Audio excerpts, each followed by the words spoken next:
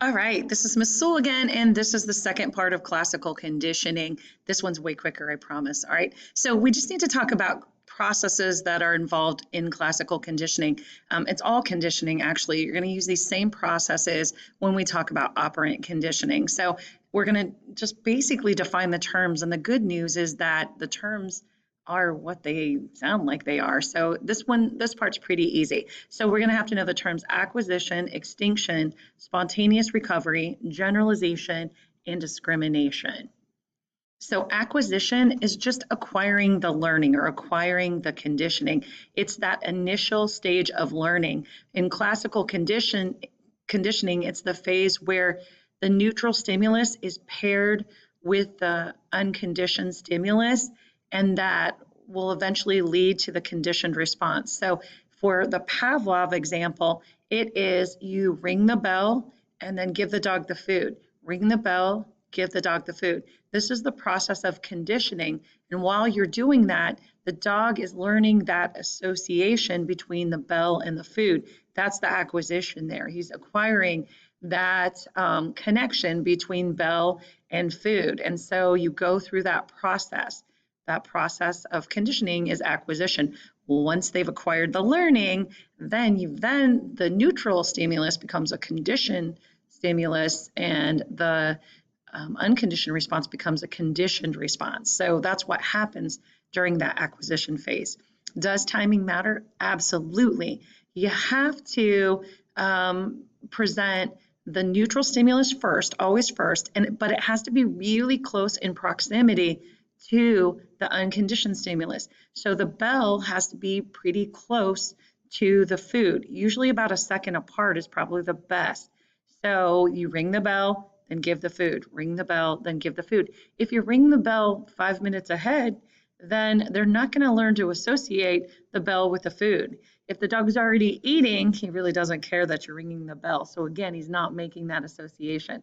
So the neutral stimulus has to come first, and right after that, you have to present the unconditioned stimulus. So they learn to make that association between the neutral stimulus and the unconditioned stimulus, that the ringing of the bell means food.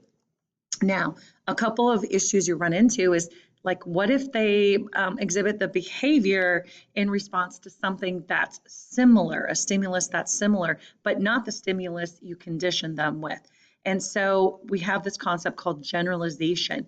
Generalization and discrimination are kind of opposite of each other, these two terms. Generalization is the tendency, once a response has been conditioned, for a similar stimuli to elicit that conditioned response.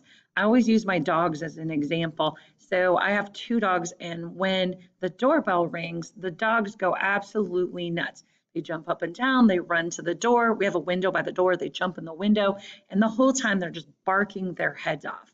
All right, they'll do that same behavior because they've recognized that a doorbell means someone's at the door. Okay, they'll do that same behavior if anything that sounds like a doorbell is played on the television. So in October, there's always a commercial where kids ring the doorbell and somebody brings them candy, and so it's some candy commercial. So all month of October, that doorbell sound will come on the TV.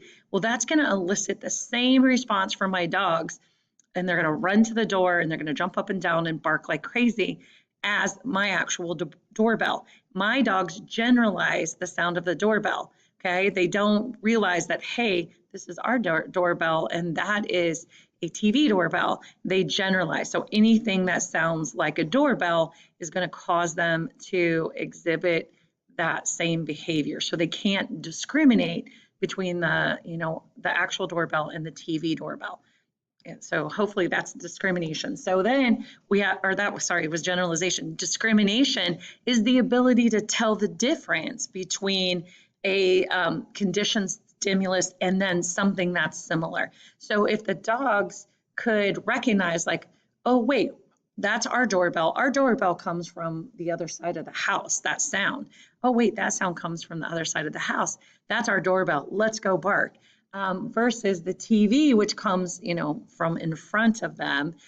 If they could discriminate and say, in their little dog minds think, oh, that's the TV doorbell, then they wouldn't go crazy. But they generalize, they can't discriminate. And so that's the issue. So if Pavlov's dog drooled not only to the bell, but to a sound that's similar to a bell, anything similar to a bell, then that is generalization. But if the Pavlov's dog can distinguish between the bell he trained them on and other kinds of bells, then that's discrimination. Okay, so you got to be able to tell the difference to discriminate. All right, so does conditioning wear off? This brings up the term extinction.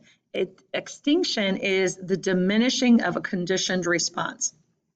So eventually, after you start using the conditioned stimulus and you don't pair it with the unconditioned stimulus anymore, then the effect's going to wear off. So if I keep ringing that bell for the dog and expecting him to drool, eventually the association is going to get broken. I'll keep ringing that bell and the dog figures out or, doesn't get any food, so there's no need to drool. The only reason he's drooling at the sound of a bell is because he associates it with the food.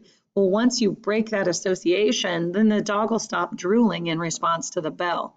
And that's extinction, okay? When that conditioned response starts to diminish or it goes away, it becomes extinct. All right, another term that goes with extinction is spontaneous recovery. Every once in a while, after a behavior has gone extinct, it'll suddenly reappear. And so, like if you're using the dogs and the bell example, so that the behavior goes extinct or it's, seriously diminished. And then a couple of weeks later, you ring the bell and the dog drools, then that's a spontaneous recovery. So it says it's the reappearance after a rest period of an extinguished conditioned response, of an extinct conditioned response is the way I would say it.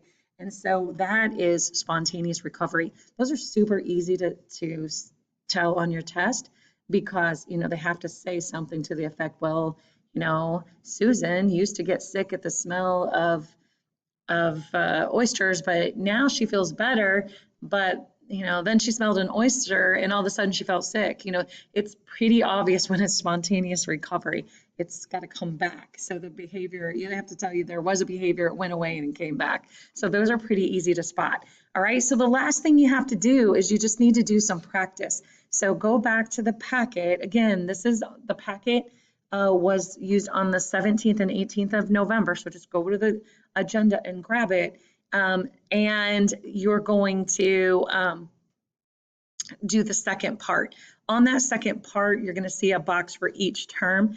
You only use the each term once on those questions. So you just put an X in the box for if it's generalization, the description is generalization, go put a check in the generalization box, okay? So you're not trying to fill every box, you're just picking the box that applies, okay? And so just go through each of those scenarios and then figure out what learning process is involved, and then you should be ready.